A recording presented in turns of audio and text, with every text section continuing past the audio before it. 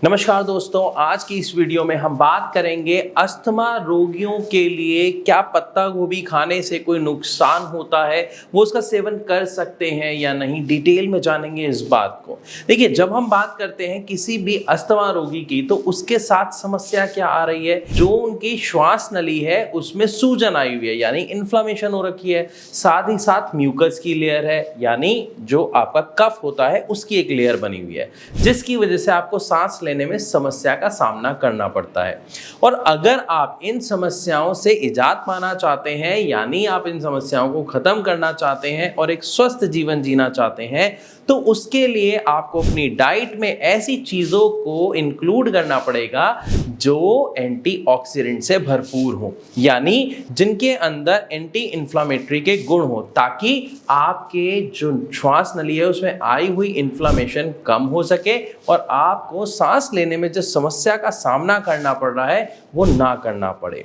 अब इसके लिए अगर हम बात करते हैं पत्ता गोभी की, तो जी हाँ, पत्ता गोभी में ऐसे गुण होते हैं, यानी वो एंटीऑक्सीडेंट के गुण से भरपूर है। साथ ही साथ उसमें विटामिन सी बहुत अच्छी मात्रा में पाया जाता है और साथ ही साथ वो फाइबर से भरपूर होती है, यानी वो असल में देखा जाए तो बहुत गुणकारी सब्जी है और जिसका सेवन एक अस्थमा रोगी कर सकते हैं, लेकिन कुछ चीजों के समझने के साथ। अब जब हमने ये देखा कि इसके अंदर विटामिन सी का गुण है जो अस्थमा रोगी के लिए फायदेमंद है, साथ ही साथ इसके अंदर एंटीऑक्सीडेंट के गुण है जिससे आपकी समस्या को कम करने में सहायता मिलती है, तो इन सब को अगर देखें तो एक अस्थमा रोगी के लिए ये बहुत ही अच्छी सब्जी है। लेकिन इसका सेवन कैसे करना है ये समझना पड़ेगा। अगर आप इसका सेवन पका के करते हैं तो ये आपके लिए फायदेमंद है अगर आप अस्थमा रोगी हैं तो।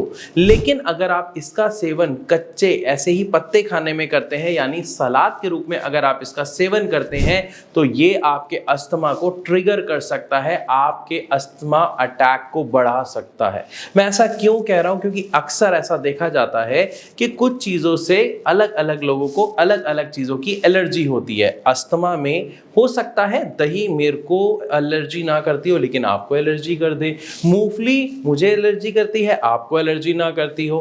तो ये पर्सन टू पर्सन बिल्कुल अलग अलग होता है कि अस्थमा में कौन सी चीज आपको ट्रिगर कर रही है, और जो चीज आपको ट्रिगर कर रही है ऐसा जरूरी नहीं है कि वही चीज मुझे भी ट्रिगर करेगी। तो यहाँ पे हमें सबसे पहले ये देखना जरूरी है कि क्या गोभी अगर आप कच्ची खाते हैं तो ये आपका ट्रिगरिंग पॉइंट तो नहीं है। अगर नहीं है तो कोई दिक्कत नहीं है, लेकिन ज्यादातर लोगों में ऐसा देखा जाता है कि जब वो गोभी को कच्चे यानी ऐसे पत्तेदार रूप में खाते हैं तो वो उनको एलर्जी कर देती है, तो चांसेस काफी ज्यादा बढ़ जाते हैं। इसीलिए आपको इसको कच्चे रूप में नहीं खाना है। और अगर आपको ये नहीं पता कि ये आपके अस्थमा को ट्रिगर कर सकता है या नहीं, तो इसके लिए आप एक छोटा सा टेस्ट कर सकते हैं। आप पत्ता गोभी का थोड़ा सा अमाउंट लेके उसे खा सकते हैं। अगर उसके खाने के 2-3-4 घंटे तक के दौरान में आपको किसी तरीके की समस्या का सामना करना पड़ता है तो ये आपके लिए एक ट्रिगरिंग पॉइंट है और आपको इसका सेवन कच्चे यानी रॉ फॉर्म में नहीं करना है। पका के सब्जी के रूप में आप इसका सेवन कर सकते हैं। और पत्ता गोभी के अंदर एक और बहुत ही अच्छा गुण होता है, ये आपके ऑक्सीडेटिव स्ट्रेस को कम करता है। तो ओवरऑल अगर देखा जाए तो पत्ता गोभी का सेवन एक अस्थमा रोगी कर सकता है, लेकिन सब्जी के रूप में, उससे सैलेड के रूप में आपको उसका सेवन नहीं करना है। अगर वीडियो अच्छी लगी तो ये कमेंट सेक्शन में मुझे जरूर बताएं।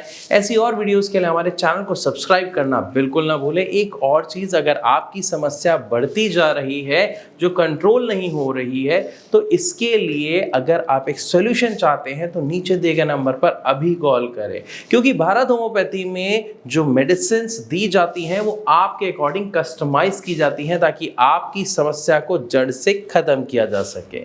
तो इसी के साथ मैं चलने की इजाजत चाहूंगा। मिलूंगा अपनी अगली वीडियो में, तब तक के लिए नमस्कार।